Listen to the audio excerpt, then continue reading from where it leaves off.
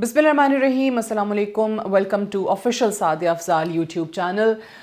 पूरा यूरोप आज एक खौफ में मुब्तला है। तमाम यूरोपी जो सरबराहान हैं उनके बयानात को अगर आप सुने तो एक घबराहट नज़र आएगी, खौफ नज़र आएगा। उनके बयानात को सुन के ऐसा लगता है कि जैसे अभी के अभी रूस और रूसी सदर जो हैं व्लादिमीर पुतिन वो यूरोप पर हमला कर देंगे। और ये मानना है तमाम यूरोपी सरबराहान का, अपने बयानात से वो बार बार इस चीज़ का जिक्र करते हैं कि रूस जो है वो यूक्रेन तक रुकने वाला नहीं है, और अगर अभी हमने प्रेसिडेंट पुतिन को नहीं रोका तो फिर ये मामला आगे हम तक भी बढ़ेगा, यूरोप तक भी आएगा। पिछले दिनों हमने देखा कि फ्रेंच प्रेसिडेंट इमानुएल मैक्रोन ने कौम से खिताब किया और यहाँ तक कहा कि किसी भी सूरत वो पूरे यूरोप का जो दिफा है उसको यकीनी बनाएंगे।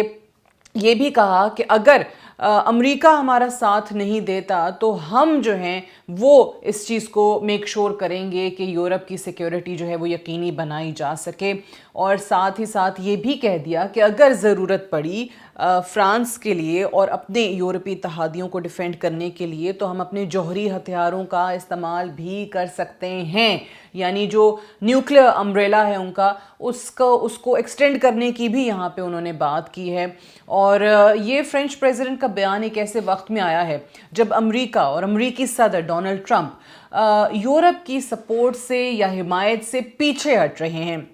जैसे हम अपने पहले वाली वीडियोस में भी बात कर चुके हैं कि प्रेसिडेंट ट्रंप इस वक्त अमेरिका फर्स्ट का स्लोगन लेके आगे बढ़ रहे हैं और वो बिल्कुल भी दरेग नहीं कर रहे अगर उनको अपने इत्तेहादियों से पीछे भी हटना पड़ता है। सो एक ऐसे वक्त में जब यूरोप इस खित्ते के अंदर अमरीकी जौहरी हथियार मौजूद नहीं होंगे तो उनकी ऑब्वियसली अदम मौजूदगी में जो बाकी यूरोप है उसकी सिक्योरिटी भी ख़ासी कमज़ोर हो जाती है। तो ऐसे वक्त में फ्रेंच प्रेसिडेंट जो हैं वो फ्रांस के जौहरी हथियारों के इस्तेमाल करने की बात कर रहे हैं इफ़ नीड बी, क्योंकि अगर हम देखें यूरोप के अंदर फ्रांस वो वाहिद मुल्क है जिसके पास जौहरी हथियारों का ज़ख़ीरा मौजूद है। बाकी जो यूरोपी ममालिक हैं वो इतनी अच्छी पोजीशन में नहीं हैं, दिफाई एतबार से, मौशी एतबार से वो फ्रांस से काफ़ी कमज़ोर आपको नज़र आते हैं। अब फ्रांस के सदर जो हैं उन्होंने ये ख़िताब किया, लाइव ख़िताब किया। उन्होंने यहाँ तक कहा कि अब हमारा जो फ़ैसला है, यूरोप का जो फ़ैसला है, यूरोप की किस्मत का फ़ैसला जो है वो कहीं पे मॉस्को में या वाशिंगटन में बैठ के नहीं होना है। ये भी कहा कि अब वक्त आ गया है कि हम फॉल ऑफ बर्लिन से आगे निकलें, इससे आगे निकल के हमें ख़ुद अपने फ्यूचर के लिए कुछ ना कुछ डिसाइड करना पड़ेगा। फिर फ्रेंच प्रेसिडेंट जो हैं वो इस चीज़ का भी जिक्र करते हैं कि रूस अपना दिफाई बजट बढ़ाने जा रहा है।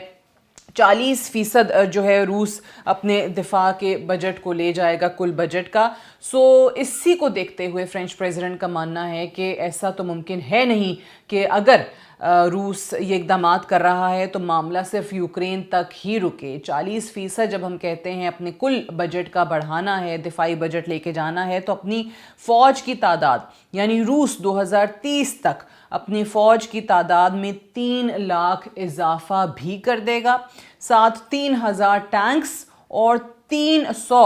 फाइटर जेट्स जो हैं उनको भी ऐड कर देगा। तो ये भी एडिशन आएगा, इसका जिक्र भी फ्रेंच प्रेसिडेंट ने किया। और इसी को देखते हुए उनको लगता है कि जो रूस का एम्बिशन है वो बहुत ही ज़्यादा है और वो सिर्फ यूक्रेन की हद तक नहीं रहेगा, पूरे यूरोप तक फैलता हुआ उन्हें नज़र आ रहा है। वो ये भी कहते हैं कि जो भी मुआहिदा होता है रूस और यूक्रेन का तो उसमें इस बात की यकीन दहानी होनी चाहिए कि दोबारा हमला नहीं होगा रूस की तरफ से यूक्रेन पे। और अगर हम यूरोपी यूनियन के जितने भी मेंबरान ममालिक हैं उनकी प्रेजेंस देखते हैं यूक्रेन के अंदर तो वो कहते हैं कि हाँ, हमारे फ़ौजी मौजूद रहेंगे, हमारी तरफ से जितनी दिफाई सपोर्ट मिल सकी यूक्रेन को वो मिलेगी, लेकिन हमारे जो फ़ौजी हैं वो किसी जंग का हिस्सा नहीं बनेंगे। वो इसलिए उनकी प्रेजेंस वहाँ पर रहेगी कि वो देख सकें कि जो अमन का अमल है वो कैसा चल रहा है, उसकी बाकायदा तौर पे निगरानी जो है वो हो सके। और इसी सारी यूरोप की सिक्योरिटी की सूरत हाल को देखते हुए जब मैं कहती हूँ कि वो खौफ का शिकार हैं, यकीनी तौर पे उन्होंने कभी सोचा भी नहीं होगा, उनके गुमान में भी नहीं होगा कि अमरीकी सदर जो हैं वो उनकी सपोर्ट से पीछे हट जाएंगे, जो कि ऑब्वियसली अब हो रहा है। और यही वजह है कि फ्रांसीसी सदर ने इसी हफ्ते यूरोपी ममालिक के जितने भी आर्मी चीफ्स हैं उनका اجلاس بلانے کا بھی فیصلہ کیا ہے، جس میں وہ اوبیسلی ایویلویٹ کرنا چاہیں گے کہ ہم کہاں پہ کھڑے ہیں، یورپ کے پاس کیا چیزیں موجود ہیں، ان کی دفاعی ضروریات کیا ہیں، اور اتنا ہی نہیں ہے بلکہ وہ ان کو کہیں گے کہ جو اپنا دفاعی اخراجات ہیں ان کے لیے بجٹ بھی بڑھایا جائے۔ دفاعی خرچے اوبیسلی روس اگر 40% تک لے کر جا رہا ہے اپنا دفاعی بجٹ، تو وہ یورپی ممالک سے بھی یہی کہیں گے کہ آپ بھی اپنا دفاعی بجٹ جو ہیں وہ بڑھائیں۔ اچھا، اب یورپ کے جو امریکہ کے ساتھ تعلقات ہیں اس کو دیکھ کے بھی فرینچ پریزیڈنٹ جو ہیں وہ یہ کہتے ہیں کہ ہم اوبیسلی یہ جاننا چاہتے ہیں، یا مجھے یہ یقین کسی طریقے سے ہو جائے کہ امریکہ ہمارے ساتھ ہے، اور اگر ایسا نہیں بھی ہوتا تو ہم جو ہیں وہ اپنے لیے کافی رہیں گے، ہمیں ہر صورت تیار ہونا ہوگا۔ وہ بار بار تمام یورپی ممالک کو وارن کرتے ہوئے اس وقت ہمیں دکھائی دے رہے ہیں۔ اب خطاب یہ جو ان کا ہوا ہے اپنی قوم سے، اس سے پہلے کچھ دن پہلے ہم دیکھ چکے ہیں کہ وہ امریکہ کا دورہ بھی کر چکے ہیں، وہ بھی ناکام دورہ ہی اگر کہا جائے تو وہ غلط نہیں ہوگا، کیونکہ ان کے اس میٹنگ سے پہلے، پریزیڈنٹ ٹرمپ سے میٹنگ سے پہلے وہ بہت زیادہ کہہ رہے تھے کہ میں جاؤں گا، میں پریزیڈنٹ ٹرمپ کو یہ بتاؤں گا کہ پوٹن کے ساتھ جو ہیں وہ معاملات اتنے آسانی سے حل نہیں ہو سکتے ہیں، یا آپ کا جو سٹانس ہے بہت سافٹ ہے ٹورڈز پوٹن، وہ نہیں ہونا چاہیے، آپ کو اس کے سامنے کمزور نہیں پڑنا چاہیے، اور میں یہ بھی بتاؤں گا کہ امریکہ کے اور یورپی یونین کے جتنے بھی مفادات ہیں وہ مشترکہ ہیں۔ لیکن اس کے بعد کیا ہوا وہ ہم نے دیکھا کہ کوئی خاص ایسی چیز نہیں نکلی۔ پریزیڈنٹ ٹرمپ جو ہے وہ اپنے سٹینڈ سے ٹس سے مس نہیں ہوئے۔ صرف اتنا ہی نہیں ہے، برطانوی وزیر اعظم کی ملاقات ہوئی ہے، پھر جو یوکرین کے صدر کی ولادیمیر زیلنسکی کی ملاقات ہوئی ہے، وہ بھی ہمارے سامنے ہے کہ کہیں پر بھی کوئی اچھی خبر جو ہے وہ یورپ کے لیے وہاں سے نہیں نکلی ہے۔ ساتھ ہی ساتھ وہ بار بار یہ بتاتے ہیں، یورپی ممالک بار بار یہ کہتے ہیں پریزیڈنٹ ٹرمپ کو کہ اگر ہم پیچھے ہٹ جاتے ہیں اس وقت یوکرین کی سپورٹ سے تو ایسا لگے گا کہ ہم نے سب نے، نہ صرف یوکرین نے بلکہ پورے یورپ نے روس کے آگے سرنڈر کر دیا ہے۔ تو اس وقت یہ ایک بون آف کنٹینشن بنا ہوا ہے کہ یہ پرسیپشن نہ جائے یا دنیا یہ نہ سمجھے کہ جی ہم پوٹن سے جنگ ہار گئے ہیں۔ پھر ابھی اوبیسلی امریکہ کے جو یورپ کے ساتھ تعلقات ہیں وہ آپ کو نچلی ترین سطح پہ جو ہیں وہ نظر آ رہے ہیں۔ وہ اس طرح سے بھی کہ جو زیلنسکی اور ٹرمپ کی ملاقات ہوئی اس کے بعد ایک تو یہ کہا گیا امریکہ کی طرف سے کہ وہ اپنے رویے پہ، اوول آفس میں جو رویہ رہا ہے پریزیڈنٹ زیلنسکی کا، اس رویے پہ معافی مانگیں۔